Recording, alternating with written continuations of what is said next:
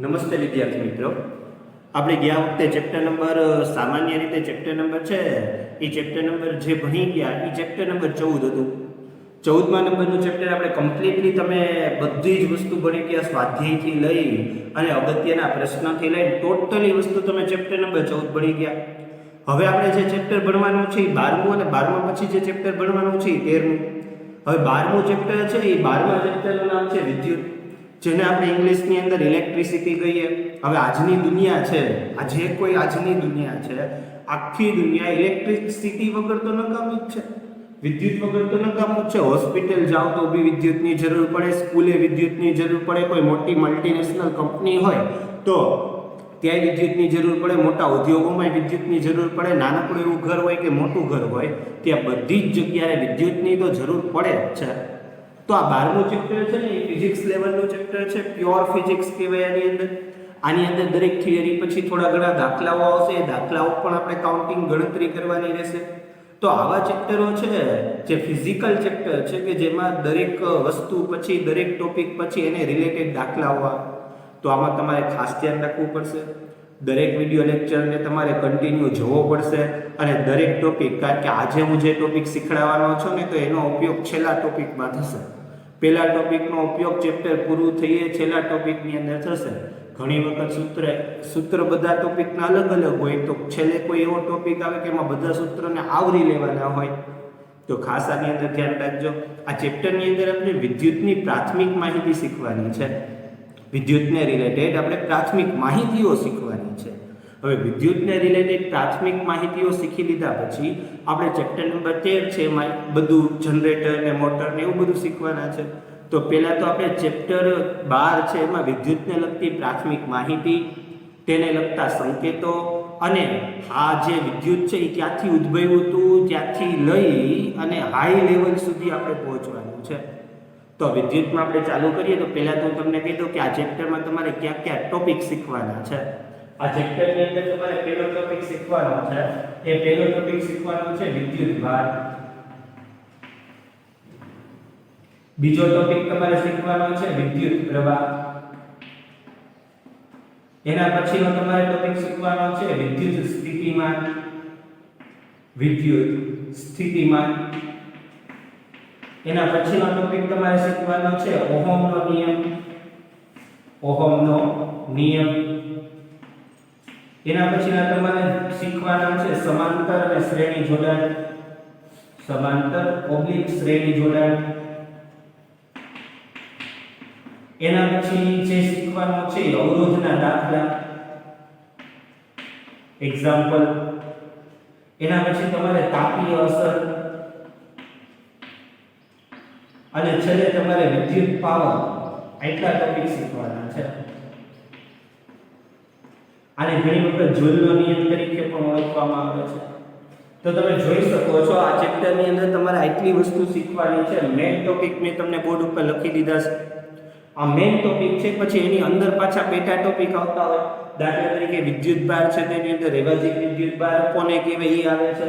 વિદ્યુત પ્રવાહ છે તો વિદ્યુત પ્રવાહના દાખલા અને એના સંકેતો ને એ બધું આવે છે. વિદ્યુત સ્થિતિમાન છે તો એના દાખલા આવે છે, એના સંકેતો આવે છે. ઓહમનો નિયમ છે તેમાં ઓહમનો પ્રયોગ આવે છે.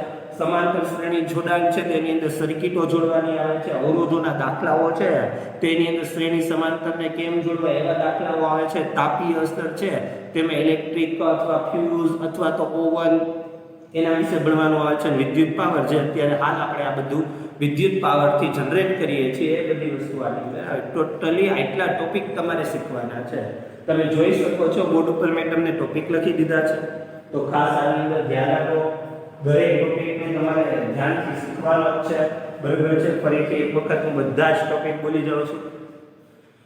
વિદ્યુત ભાર આપણે પહેલો પોઈન્ટ શીખવાનો છે. જેવો વિદ્યુત ભાર શીખાઈ જાય એટલે તરત જ આપણે વિદ્યુત પ્રવાહ શીખવાનું છે. પછી વિદ્યુત સ્થિતિમાન શીખવાનું છે. પછી ઓહમનો નિયમ શીખવાનો છે. પછી શ્રેણી અને સમાંતર જોડાણો શીખવાના છે. પછી અવરોધોના એક્ઝામ્પલ શીખવાના છે એટલે એને રિલેટેડ દાખલાઓ શીખવાના છે. તાપીય અસર શીખવાની છે અને વિદ્યુત પાવર વિશેની જાણકારી આપણે મેળવવાની છે. હવે આપણે સ્ટાર્ટ કરતા ફર્સ્ટ પહેલી વસ્તુ. તો પહેલી વસ્તુ વિદ્યુત ભારથી ચાલુ કરીએ. પહેલી વસ્તુ છે એ આપણે વિદ્યુત ભારથી ચાલુ કરીએ છીએ. તો પહેલી વસ્તુ આપણે શીખવાની છે એ વિદ્યુત ભાર. વિદ્યુત ભાર. હવે આપણે આ જે વિદ્યુત ભાર શીખવાના છીએ અથવા આ વિદ્યુત ભાર વિશે જાણકારી મેળવવાના છે તો એટલું કહીએ કે વિદ્યુત ભારની શોધ છે ને ચાર્લ્સ કુલમ્બ નામના વૈજ્ઞાનિકે કરી હતી. તેથી વિદ્યુત ભાર છે એનો SI એકમ કુલમ્બ સ્વીકારવામાં આવેલો છે, જેને કેપિટલ C વડે દર્શાવવામાં આવે. આ વિદ્યુત ભાર છે એના બે પ્રકાર હોય છે. એક વિદ્યુત ભાર છે ને ધન વિદ્યુત ભાર કહેવાય અને બીજો વિદ્યુત ભાર છે ને ઋણ વિદ્યુત ભાર કહેવાય. તો વિદ્યુત ભારના પ્રકાર છે એક ધન વિદ્યુત ભાર ને એક ઋણ વિદ્યુત ભાર. ધન વિદ્યુત ભાર છે ને પ્રોટોન તરીકે ઓળખવામાં આવે જેનું મૂલ્ય +1.6 ગુણાકારમાં 10⁻⁹ કુલમ્બ. ઋણ વિદ્યુત ભાર છે ને ઇલેક્ટ્રોન વડે દર્શાવવામાં આવે -1.6 ગુણાકારમાં 10⁻⁹ કુલમ્બ. તો આ વિદ્યુત ભાર વિશે થોડી ઘણી માહિતી છે. આપણે સામાન્ય રીતે તમે પેન્સિલ હોય કે પેન હોય અને માથાના વાળ કોરા હોય તો તમે પેન્સિલ કે પેનને માથા સાથે ઘસો, માથાના વાળ સાથે ઘસવાની અને પછી કાગળના ટુકડા ટેબલ ઉપર રાખવાના. પેન્સિલને માથાના કોરા વાળ સાથે ઘસી અને કાગળના ટુકડા પાસે લઈ જશો તો કાગળનો ટુકડો પેન્સિલ તરફ ખેંચાઈ જશે. એવું કેમ થયું?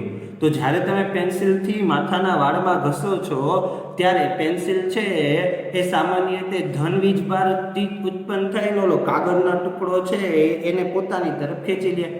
એટલે આ બધા પ્રયોગ જૂના સમયમાં હતા, અત્યારના સમયમાં છે. અત્યારના સમયમાં તો તમારા કોર્સમાં કેટલું છે?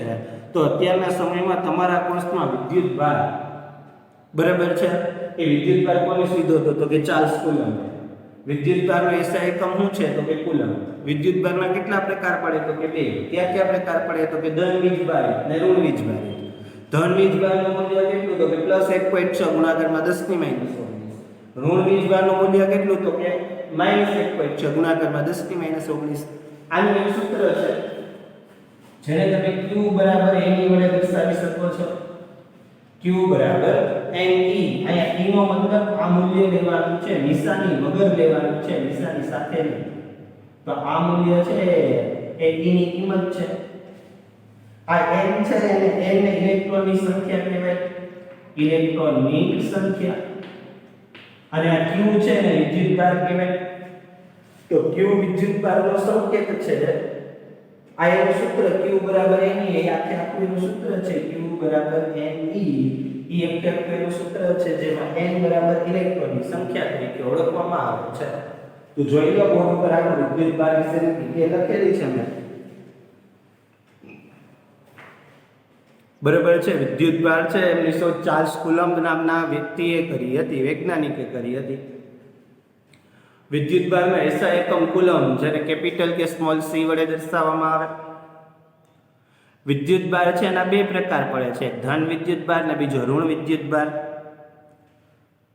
ધન વિદ્યુત ભારને P+ વડે ને એનું મૂલ્ય 1.6 ગુણાકારમાં 10⁻⁹ કુલમ્બ.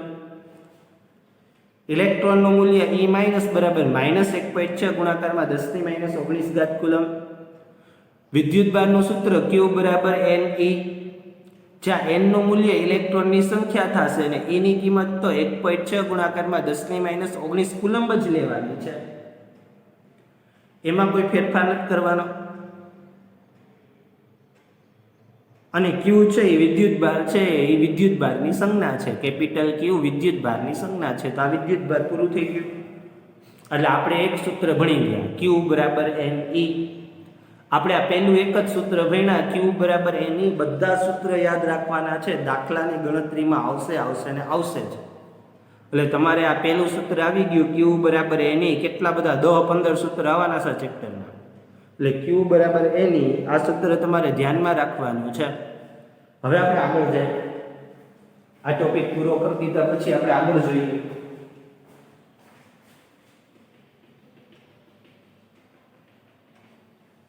હવેનો જે આપણો બીજો ટોપિક છે આપણે આગળ જોઈએ તો આપણે હવે આના પછી જે આગળ બીજું ભણવાના છીએ, બરાબર છે, આ વિદ્યુત ભાર પદ્ધતિ.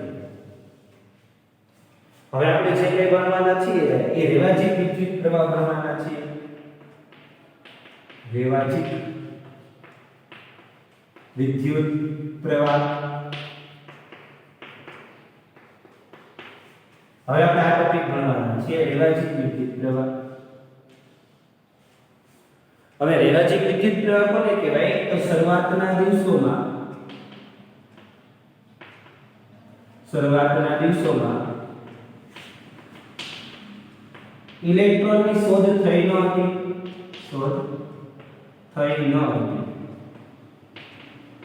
બીજો પોઈન્ટ, તેથી ધન વીજભારની ગતિને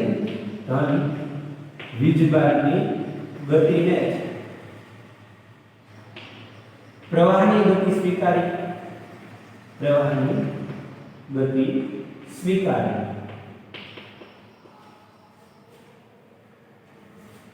પરંતુ ઇલેક્ટ્રોનની શોધ થયા પછી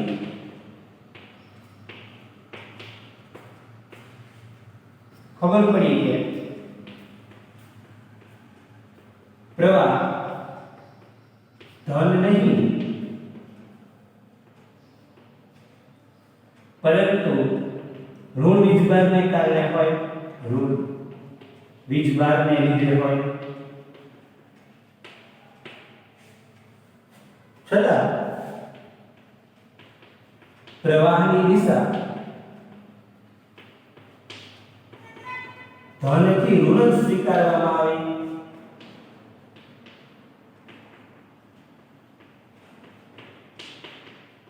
જે વાસ્તવિક પ્રવાહ કરતા વિરુદ્ધ છે. તો આ રેવાજીક વિદ્યુત પ્રવાહ છે એ રેવાજીક વિદ્યુત પ્રવાહનું મેં તમને થોડીક ડિટેલ લખી દીધી. હવે મેં તમને આ રેવાજીક વિદ્યુત પ્રવાહની જે ડિટેલ લખી દીધી છે, બરાબર છે કે રેવાજીક વિદ્યુત પ્રવાહ છે એમની ડિટેલ મેં તમને બોર્ડ ઉપર લખી દીધી છે. એમાં શું લખેલું છે? તો રેવાજીક વિદ્યુત પ્રવાહ છે એ બોર્ડની ડિટેલ ઉપર આપણે એવું લખેલું છે કે શરૂઆતના દિવસોમાં ઇલેક્ટ્રોનની શોધ થઈ જ નહોતી. આપણે કેમ વાત કરી કે પ્રોટોનની ઇલેક્ટ્રોન હોય, પ્રોટોન ધન વીજભાર છે, ઇલેક્ટ્રોન ઋણ વીજભાર છે. તો પ્રોટોનની શોધ જ નહોતી થઈ. શરૂઆતના દિવસોમાં પ્રોટોનની શોધ થઈ જ નહોતી. એટલે બધા વ્યક્તિઓએ, બધા વૈજ્ઞાનિકો એવું વિચાર્યું કે ધન વીજભારની ગતિને છે ને વિદ્યુત પ્રવાહની ગતિ સ્વીકારી લીધી.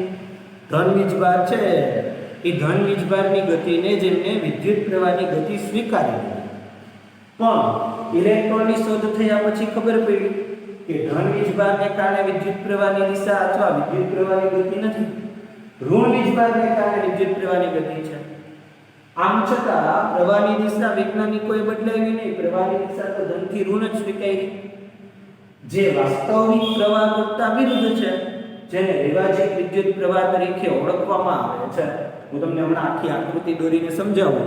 હું ફરીથી આટલો ટોપિક રિપીટ કરી દઉં છું, પછી આ બોર્ડ ઉપરથી સાફ કરેલો તમને રેવાજીક વિદ્યુત પ્રવાહ વિશેની માહિતી સમજાવું. શું કીધું મેં આ ચેપ્ટરની અંદર? તો શરૂઆતમાં આપણે એવું કીધું કે આખી દુનિયા છે એ ઇલેક્ટ્રિસિટી વગર તો નકામી જ છે, વિદ્યુત ભાર વગર નકામી છે આખી દુનિયા. તો આખી દુનિયા વિદ્યુત ભાર વગર નકામી છે, વિદ્યુત વગર નકામી છે. હોસ્પિટલ, ઘર, ઉદ્યોગો બધાયની અંદર વિદ્યુત જોઈએ. તો આપણે આ વિદ્યુત વિશે બેઝિક માહિતી શીખવી પડે. હવે આપણે આ વિદ્યુત વિશે બેઝિક માહિતી કેવી રીતે શીખી શકાય?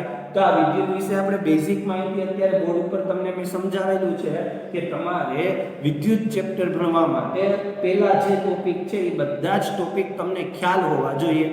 પહેલો કયો ટોપિક? તો કે તમને વિદ્યુત ભાર વિશે સંપૂર્ણ ડિટેલ હોવી જોઈએ. બીજો કયો ટોપિક? તો તમને વિદ્યુત પ્રવાહ વિશે સંપૂર્ણ ડિટેલ હોવી જોઈએ. ત્રીજો કયો ટોપિક? તો કે વિદ્યુત સ્થિતિમાન વિશે સંપૂર્ણ ડિટેલ હોવી જોઈએ. ઓહમનો નિયમ પરિચિત હોવા જોઈએ. સમાંતર શ્રેણી જોડાણ છે એના સૂત્ર તમને કમ્પ્લીટલી આવડતા હોવા જોઈએ. અવરોધોના એક્ઝામ્પલ, દાખલાઓ તમને આવડતા હોવા જોઈએ. તાપીય અસર અને જૂલનો નિયમ તમને ખ્યાલ હોવી જોઈએ અને વિદ્યુત પાવર વિશે તમને ખ્યાલ હોવો જોઈએ. જો તમને આટલા ટોપિક આવડે તો જ તમે આ ચેપ્ટરમાં આગળ વધી શકો. હવે આપણે આ ટોપિક જવા દઈએ. આ ટોપિક છે એને આપણે બહાર કાઢીએ. હવે પહેલો ટોપિક આપણે શીખવા જઈ રહ્યા છીએ પહેલો ટોપિક છે એ આપણા માટે વિદ્યુત ભાર. પહેલો ટોપિક આપણા માટે વિદ્યુત ભાર છે. તો વિદ્યુત ભારની શોધ કોણે કરી હતી? તો વિદ્યુત ભારની શોધ ચાર્લ્સ કુલમ્બે કરી હતી. વિદ્યુત ભારનો SI એકમ શું થશે? વિદ્યુત ભારનો SI એકમ કુલમ થશે, જેને C વડે દર્શાવાય. વિદ્યુત ભારના કેટલા પ્રકાર પડે છે? વિદ્યુત ભારના બે પ્રકાર પડે છે, ધન વીજભાર અને ઋણ વીજભાર. ધન વીજભારને પ્લસ વડે દર્શાવાય, જેનું મૂલ્ય 1.6 ગુણાકારમાં 10⁻19 કુલમ છે.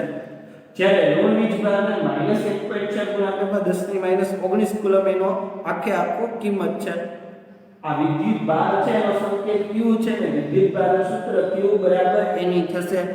જ્યારે એટલે ઇલેક્ટ્રોનની સંખ્યા થશે ને E એટલે 1.6 ગુણાકારમાં 10⁻19 કુલમ લેવાનું છે.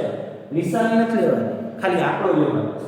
1.6 ગુણાકારમાં 10⁻19 કુલમ. આને આપણે જવા દઈએ. એટલે આ ભાગ કાઢી નાખીએ આપણે.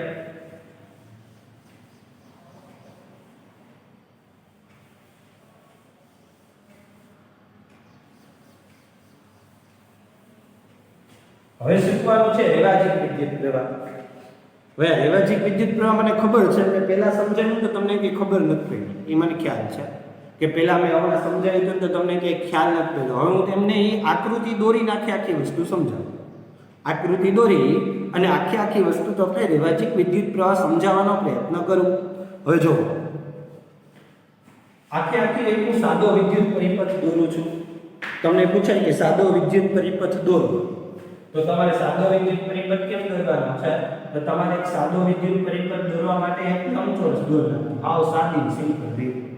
સાદો વિદ્યુત પરિપથ દોરવા માટે સૌપ્રથમ તમારે એક આવું લંબચોરસ દોરી નાખવાનું.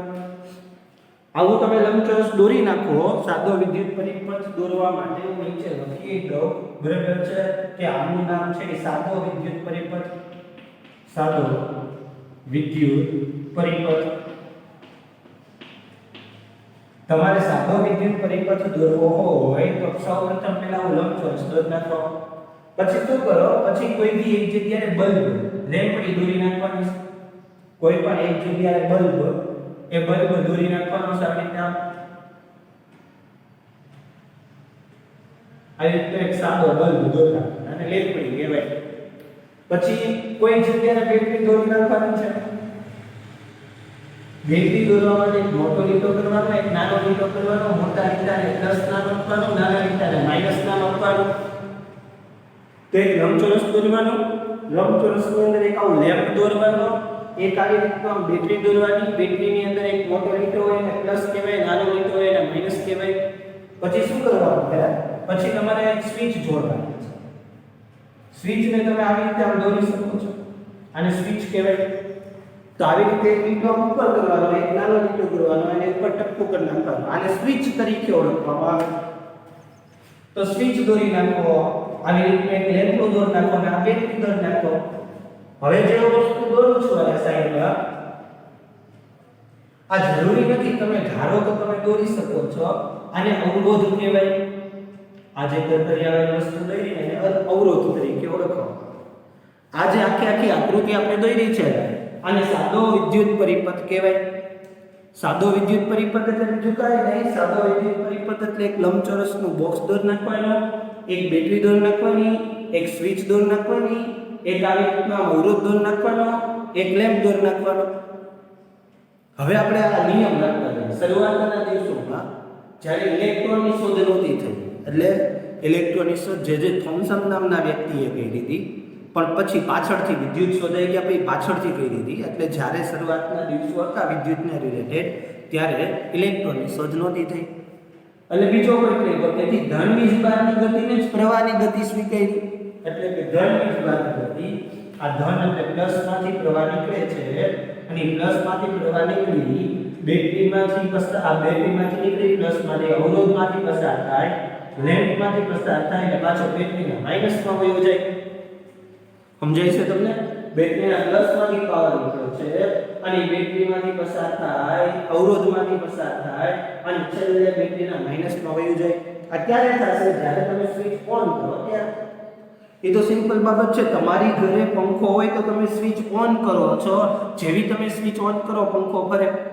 તમારી ઘરે ટોર્ચ લાઈટ હોય એટલે કે હાથમાં આપણે ટોર્ચ લાઇટ આવે એની સ્વિચ તમે આમ ઓન કરો છો, જેવી તમે સ્વિચ ઓન કરો છો તો ટોર્ચ લાઇટ શરૂ થાય છે. આ બધું તો નોર્મલ જ છે ને, જેવી સ્વિચ ઓન કરો એટલે ટોર્ચ લાઇટ શરૂ થાય છે. તો આ બધી વસ્તુ કોમન જ છે, નોર્મલ જ છે સામાન્ય રીતે. તો જેવી તમે ટોર્ચ લાઇટ ઓન કરો એટલે સ્વિચ ઓન કરો છો અને સ્વિચ ઓફ કરો છો, એના ઉપર આખું ઇન્સ્ટ્રુમેન્ટ વર્ક કરે છે. તો સ્વિચને ઓન કરવાથી શું થાય અને સ્વિચને ઓફ કરવાથી શું થાય? તો સ્વિચને ગુજરાતીમાં કળ બોલાય. સ્વિચ છે એને ગુજરાતીમાં કળ બોલાય. સ્વિચ ઇઝ ઇક્વલ ટુ કળ. તો સ્વિચ છે એને સામાન્ય રીતે ગુજરાતીમાં કળ તરીકે ઓળખવામાં આવે છે. તો સ્વિચને ગુજરાતીમાં કળ કહે છે. જ્યારે મેં અહીંયા આ લીટો કાઢી નાખું છું તો અત્યારે ખુલ્લી છે, જો ખુલ્લી કળ હોય ને એટલે વિદ્યુત પ્રવાહ પસાર ન થાય, ઇન્સ્ટ્રુમેન્ટ બંધ રહે. પણ જ્યારે હું આની અંદર લીટો કરી દઉં છું એટલે આ બંધ કળ થઈ ગઈ. બંધ કળ થાય એટલે કે પરિપથ પૂર્ણ થાય, અને પરિપથ પૂર્ણ થાય એટલે વિદ્યુત પ્રવાહ છે એનું વહન થાય અને ઇન્સ્ટ્રુમેન્ટ ચાલુ થાય. ભાઈ પંખો હોય, લેમ્પ હોય કે ETC હોય, સમજાય? સ્વિચ છે એ સ્વિચ ખુલ્લી હોય એટલે કે ઓફ સ્વિચ કહેવાય. સ્વિચ ખુલ્લી હોય ત્યારે વિદ્યુત પ્રવાહ અહીંથી આયા ન જાય, પ્રવાહ પસાર ન થાય. પણ જ્યારે સ્વિચ બંધ થાય, જ્યારે સ્વિચ બંધ થાય એટલે પરિપથ પૂર્ણ થાય. પરિપથ પૂર્ણ એટલે પરિપથ જોડાઈ ગયો એટલે લેમ્પ ચાલુ થાય.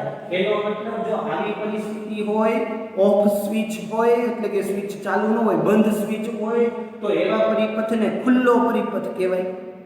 પણ આવી આકૃતિ હોય, જોઈન્ટ થયેલી આકૃતિ હોય, આ બે ટુકડાને આપણે જોઈન્ટ કરી દીધું હોય, તો આવી જે આકૃતિ છે આને બંધ પરિપથ કહેવાય અને ઓન સ્વિચ કહેવાય. બરાબર? અને જેથી ઇન્સ્ટ્રુમેન્ટ ચાલુ થાય. આપણે તો એવી વાત હતી કે શરૂઆતના દિવસોની અંદર છે ઇલેક્ટ્રોનની શોધ નહોતી થઈ એટલે બધા વૈજ્ઞાનિકોએ માન્યું કે ધન વીજભારમાંથી પાવર નીકળે છે અને સંપૂર્ણ પરિપથમાં પરિવહન પામે છે. પરંતુ ઇલેક્ટ્રોનની શોધ થઈ ગઈ. જેવી ઇલેક્ટ્રોનની શોધ થઈ એ ખબર પડી. જેવી ઇલેક્ટ્રોનની શોધ થઈ પછી ખબર પડી, થોડાક સમય પછી ખબર પડી કે આ બધું તો હારું જે કઈ પાવર છે એ બધો જ પાવર છે એ સામાન્ય રીતે ધન વીજભારને કારણે નહીં, ઋણ વીજભારને કારણે છે. પરંતુ ઇલેક્ટ્રોનની શોધ થયા પછી ખબર પડી કે પ્રવાહ ધન વીજભારને કારણે નહીં, ઋણ વીજભારને કારણે છે. તો કે પાવર આવી રીતે આમ છે.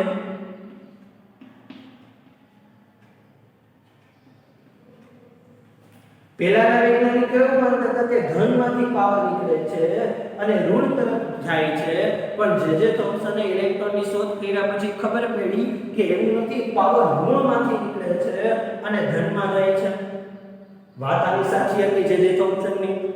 પણ અગાઉના સંશોધન થઈ ચૂક્યા હતા, અગાઉની સંકેતો દોરાઈ ગઈ હતી, એમાં કે ભૂલ ન થાય એટલે વૈજ્ઞાનિકોએ પ્રવાહની દિશા છે ને એ આવી રીતે સ્વીકારી નહીં. સાચું હોવા છતાં એનો સ્વીકાર્યો. સાચું આ જ છે છતાં એને સ્વીકારી નહીં અને આ જ પ્રવાહની દિશાને સ્વીકારી લીધી. એટલે આ જે પ્રવાહની દિશા છે એને શેના તરીકે ઓળખવામાં આવે છે? રેવાજીક વિદ્યુત પ્રવાહ. આ જે દિશા છે એને રેવાજીક વિદ્યુત પ્રવાહ તરીકે ઓળખવામાં આવે છે. જે વાસ્તવિક પ્રવાહ કરતા આમ પ્રવાહ જતો જ ન હોય, આમ જ જતો હોય, આ રીતે પ્રવાહનું વહન થતું હોય. પણ વૈજ્ઞાનિકોએ પ્રવાહની દિશા આ ન સ્વીકારી અને આ સ્વીકારી એટલા માટે આને રેવાજીક વિદ્યુત પ્રવાહ કહેવાય, જે વાસ્તવિક પ્રવાહ કરતા ઊંધો છે, રિવર્સ છે. તો મારે તમને ખાલી આ એક ટોપિક સમજાવવાનો, બરાબર છે? અત્યારે તમે મારી સામે ન હોય એટલે અમુક મારી મર્યાદા હોય જે હું તમને કહી ન શકું. તો અમુક મર્યાદાઓને કારણે હું તમને આ બધી વસ્તુ, કારણ કે તમે વિદ્યાર્થીઓ સામે હોય તો કંઈક પ્રશ્ન કરો તો હું તમને જવાબ આપી શકું. આમાં તો વન વે, સામાન્ય રીતે વન વે જ છે. માત્ર મારે બોલવાનું છે ને તમારે વિડીયો જોવાનો છે એટલે હું આમાં બહુ વધારે તો કંઈ નહીં કહી શકું. પણ આમ છતાં મેં મારી રીતે સંપૂર્ણ સમજાવવાનો પ્રયત્ન કરેલો છે. બરાબર છે? હું એક વખત ફરીથી રિપીટ કરી દઉં છું. તમે આ બધી જ વસ્તુ એક વખત ફરીથી રિપીટ કરી દો એટલે તમે જોઈ લો. છતાં તમને કંઈ ખબર ન પડે તો ટેક્સ્ટ બુક વાંચજો. ટેક્સ્ટ બુકની અંદર કમ્પ્લીટલી લખેલું જ છે. છતાંય ખબર ન પડે તો મારા આ ટોપિકને 2 વખત જો, 2 વખત રિવાઇન્ડ કરવાનું, છતાં એનો ખબર પડે તો છેલ્લે તમારી પાસે વોટ્સઅપ કે મારા ફોન નંબર છે જ, એમાં તમારે મને પૂછી જવું જે હું તમને સમજાવી શકું તો હું એક લાસ્ટ ટાઈમ ફરીથી હું તમને સમજાવી દઉં કે વિભાજિત વિદ્યુત પ્રવાહ એટલે શું. વિભાજિત વિદ્યુત પ્રવાહ એટલે શું? તો કે શરૂઆતના દિવસોમાં ઇલેક્ટ્રોનની શોધ નહોતી થઈ, ઇલેક્ટ્રોન શોધાયો નહોતો. તેથી ધન વીજભારની ગતિને જ પ્રવાહની ગતિ સ્વીકારી, ધન વીજભારની ગતિને જ પ્રવાહની ગતિ સ્વીકારી લીધી. પરંતુ ઇલેક્ટ્રોનની શોધ થઈ ગયા પછી જે થોમ્સને ઇલેક્ટ્રોનની શોધ કરી લીધા પછી ખબર પડી કે પ્રવાહની દિશા ધન વીજભારને કારણે નહીં પણ ઋણ વીજભારને કારણે છે. ધન વીજભારને કારણે નથી, પરંતુ કોને કારણે છે? ઋણ વીજભારને કારણે છે. આમ છતાં પ્રવાહની દિશા વૈજ્ઞાનિકોએ બદલાવી નહીં, ખોટી દર્શાવી, ધન વીજભારને જ દર્શાવી. જે વાસ્તવિક પ્રવાહ કરતા કેવી છે વિરુદ્ધ, આ આમ જાય છે, જ્યારે આ વસ્તુ છે એ રિવર્સ જાય છે. બરાબર છે? તો આજ આપણે જે વસ્તુ છે આવી આ વસ્તુ ખોટી છે છતાં આપણે સમજીએ છીએ, દર્શાવીએ છીએ, એને વિભાજિત વિદ્યુત પ્રવાહ તરીકે ઓળખવામાં આવે છે. જ્યારે ત્યારે આપણે સર્કિટ દોરશું, જ્યારે ક્યારે દાખલાઓ ગણશું કે ભવિષ્યની અંદર તમે 11-12 સાયન્સમાં જશો ને એના દાખલા ગણશો ત્યારે પણ નિશાની યાદ જ રાખજો, ધનમાંથી નીકળશે અને ઋણ તરફ તમારે દર્શાવવાનું છે. બેટરીના ધનમાંથી પ્રવાહ નીકળશે અને ક્યાં દર્શાવવાનું છે? તમારે ઋણ દિશા તરફ દર્શાવવાનું છે. ધનમાંથી પ્રવાહ નીકળે છે ઋણમાં જાય છે એવું જ દર્શાવવાનું છે. પણ સમજવાનું શું છે? સમજવાનું આ છે કે ઋણમાંથી નીકળતી હોય અને ધનમાં પ્રવેશતી હોય. દર્શાવવાનું આ અને સમજવાનું આ. બરાબર છે? તો આવા તમને પ્રશ્ન થતો સર આવું હું ભાઈ જે આચું છે એ દર્શાવતા હોય તો, પણ હવે જે તે સમયે આ બધી વસ્તુનું સંશોધન થયું હોય ત્યારે ઘણા બધા પ્રશ્નો હોય. આ પ્રશ્નનું નિરાકરણ કરવા માટે જ વૈજ્ઞાનિકોએ આ વસ્તુ અપનાવેલી હોય. એટલે આપણે એની અંદર કંઈ પડવાનું નથી. આપણે તો વિભાજિત વિદ્યુત પ્રવાહ એટલે શું મેં ડિટેલ લખી દીધી છે. આ એની સાદા પરિપથની આકૃતિ છે. તમને પૂછે સાદો પરિપથ એટલે શું? તો બેટરી, સ્વિચ, અવરોધ અને લેમ્પને જોડવાથી બનતા પરિપથને સાદો વિદ્યુત પરિપથ કહે છે. ફરીથી બેટરી, સ્વિચ, અવરોધ અને લેમ્પને વાહકતા વડે જોડતા બનતા પરિપથને સાદો વિદ્યુત પરિપથ કહે છે. મેં તમને આકૃતિ બી દોરી દીધી. ખુલ્લો વિદ્યુત પરિપથ એટલે આ કાટના કોડ અને ખુલ્લો વિદ્યુત પરિપથ કહેવાય. બંધ વિદ્યુત પરિપથ એટલે આને જોડી દો એટલે બંધ વિદ્યુત પરિપથ કહેવાય. ખુલ્લા વિદ્યુત પરિપથમાં વિદ્યુત પ્રવાહ પસાર નહીં થાય અને ટોર્ચ લાઇટ ચાલુ નહીં થાય. બંધ વિદ્યુત પરિપથમાંથી વિદ્યુત પ્રવાહ પસાર થશે અને ટોર્ચ લાઇટ ચાલુ થશે. તો આ બધી વસ્તુ છે એ મેં તમને સમજાવી દીધી છે. વિભાજિત વિદ્યુત પ્રવાહની પણ વાર્તાઓ આપણે કરી દીધી છે. તો આપણે આ જે બધી વસ્તુ છે એને સમજવાનો પ્રયત્ન કરજો. ન ખબર પડે તો મને પૂછજો. આપણે આ સુધી રાખીએ. હવે પછીનો જ્યારે આપણો નેક્સ્ટ વિડિયો લેક્ચર હશે ત્યારે આપણે એક ટોપિક વિદ્યુત ભાર શીખી ગયા છીએ. હવે આપણે નવો ટોપિક વિદ્યુત પ્રવાહ શીખવાની છે. બીજું ટેક્સ્ટબુકની અંદર આ બધું આપ્યું છે, ના નથી, પણ એટલું બધું આડાવડું આપ્યું છે, એટલું બધું આમ ગીચડો કરીને આપી દીધું છે કે તમને સમજવામાં બહુ મુશ્કેલી પડે. એટલે છતાં તમે એક વખત ટેક્સ્ટબુક વાંચજો. એ હું તમને ટેક્સ્ટબુક વાંચીને મારો વિડીયો જોજો, એમાં તમને ખબર પડી જશે. ન ખ્યાલ પડે તો પાછો મને વોટ્સઅપ થ્રુ માહિતી આપજો કે ભાઈ કોલ કરીને માહિતી આપજો, હું તમને સમજાવી શકીશ. બીજી એક વસ્તુ કે મેં અત્યારે આમ જોવા જાઉં તો મેં તમારી ટેક્સ્ટબુકનું ખાલી માત્ર પહેલું પેજ જ સમજાવ્યું છે. માત્ર ને માત્ર પહેલું એક જ પેજ સમજાવ્યું છે. અત્યારના 30 મિનિટના વિડીયો લેક્ચરમાં માત્ર ચોપડીનું પહેલું પેજ સમજાવી દીધું છે. કારણ કે આ 14મા ચેપ્ટર ને 15મા ચેપ્ટર જેવું નથી કે એક વિડીયો લેક્ચરમાં 3 પેજ પૂરા થાય. આમાં શક્ય નથી. આમાં બહુ વાર લાગે. આમાં દરેક વસ્તુને સમજાવી પડે. એટલે હજી મેં તમારું 12મા ચેપ્ટરનું માત્ર પહેલું પેજ જ પૂરું કરેલું છે. નેક્સ્ટ ટાઈમ આપણે બીજું કે ત્રીજું પેજ સમજશું. લગભગ બીજું ને ત્રીજું 2 પેજ સમજાશે, એથી વધારે નહીં સમજાય. તો આમાંથી ઘણા બધા એવા સવાલ છે જે નીકળીને પૂછાઈ શકે. ખાસ કરીને તો પેલો વિદ્યુત પ્રવાહ, પેલો રેવાજિક વિદ્યુત પ્રવાહ એટલે શું એ જ પૂછાશે. બરાબર છે? તો રેવાજિક વિદ્યુત પ્રવાહ એટલે શું સમજાવો એ પૂછાય કે તમારે શું લખવું. અહીં સુધી આપણે વિડિયો લેક્ચરને રાખીએ. હવે પછીના નવા વિડિયો લેક્ચરની અંદર આપણે ઘણી બધી માહિતી નવી જોશું. તો નમસ્તે વિદ્યાર્થી મિત્રો. આમાંથી જોઈ રેવાજિક વિદ્યુત પ્રવાહની વ્યાખ્યા લખી રહેવી. નમસ્તે વિદ્યાર્થી મિત્રો. હવે પછીના નવા ટોપિક વિદ્યુત પ્રવાહ વિશે આપણે નવા વિડિયો લેક્ચરમાં સમજશું.